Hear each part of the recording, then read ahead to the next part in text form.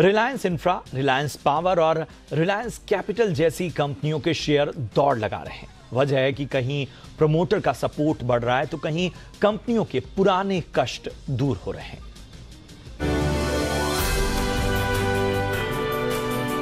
अनिल अंबानी की अगुवाई वाले रिलायंस ग्रुप की कई कंपनियों में निवेशकों का रुझान फिर से लौट रहा है। ग्रुप की कई कंपनियों के शेयरों ने तेज दौड़ लगाई है। इसकी तेजी की एक बड़ी वजह रही है कि रिलायंस इंफ्रास्ट्रक्चर में प्रमोटर और निवेशक मिलकर 550 करोड़ रुपए का निवेश कर रहे हैं। इसमें प्रमोटर ग्रुप करीब 400 करोड़ रुपए डाल रहा है और वर्दे इन्वेस्टमेंट पार्टनर्स करीब 150 करोड़ रुपए की रकम बतौर पूंजी डालेगा। इस नई पूंजी के आने से कंपनी की बैलेंस शीट मजबूत होगी। नई पूंजी आने के बाद प्रमोटर ग्रुप की हिस्सेदारी बढ़कर 23% के करीब हो जाएगी, जो अभी 5% के आसपास है। रिलायंस इंफ्रा के पास करीब 25,000 करोड़ रुपए के ईपीसी ऑर्डर्स हैं, जबकि कंपनी का दावा है कि करीब 2 लाख करोड़ रुपए के ऑर्डर्स को पूरा कर चुकी है। दिल्ली में बिजली वितरण का कारोबार और डिफेंस मैन्युफैक्चरिंग बिजनेस भी रिलायंस इंफ्रास्ट्रक्चर के तहत ही आता है। रिलायंस इंफ्रास्ट्रक्चर की ही सहयोगी कंपनी रिलायंस पावर भी अपने कष्ट दूर करने की कोशिश में जुटी है। रिलायंस पावर के बोर्ड ने प्रमोटर कंपनी रिलायंस इंफ्रा को प्रेफरेंस शेयर और वारंट जारी करने की मंजूरी दी।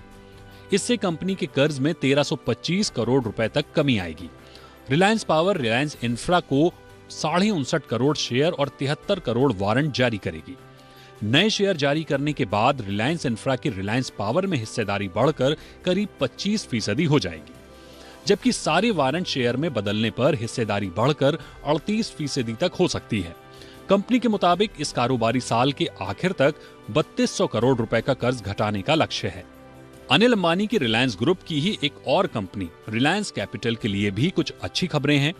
कंपनी की सहयोगी रिलायंस कमर्शियल फाइनेंस के लिए खरीदार का चुनाव करीब करीब तय हो चुका है। ऑथम इंफ्रास्ट्रक्चर एंड इन्वेस्टमेंट ने सबसे ऊंची बोली लगाई है, जो 9,017 करोड़ रुपए की है। फिलहाल इस प्रस्ताव पर बैंकों और लेनदारों की वोटिंग जारी है। ये वोटिंग 25 जून को पूरी होगी।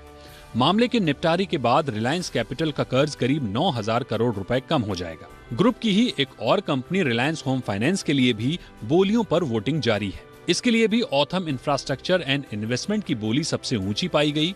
बैंकों की बोली मंजूर करने पर 2,887 करोड़ रुपए का बोझ कम होगा।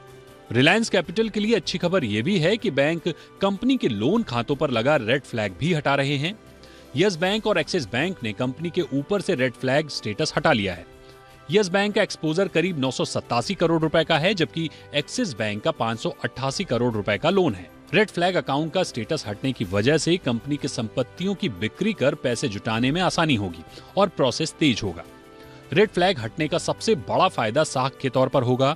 इसका मतलब है कि बैंकों को खाते में कोई बड़ी दिक्कत नहीं दिख रही। स्टेट बैंक ऑफ इंडिया ने भी ग्रुप की कंपनी रिलायंस इंफ्राटेल के लिए रेड फ्लैग स्टेटस हटाने की अर्जी एनसीएलटी में दी है। रेड फ्लैग हटाने की प्रक्रिया भी रिजर्व बैंक के नियमों के तहत होती है, जो बाकायदा जांच पड़ताल के बाद हटाई या लगाई जाती है।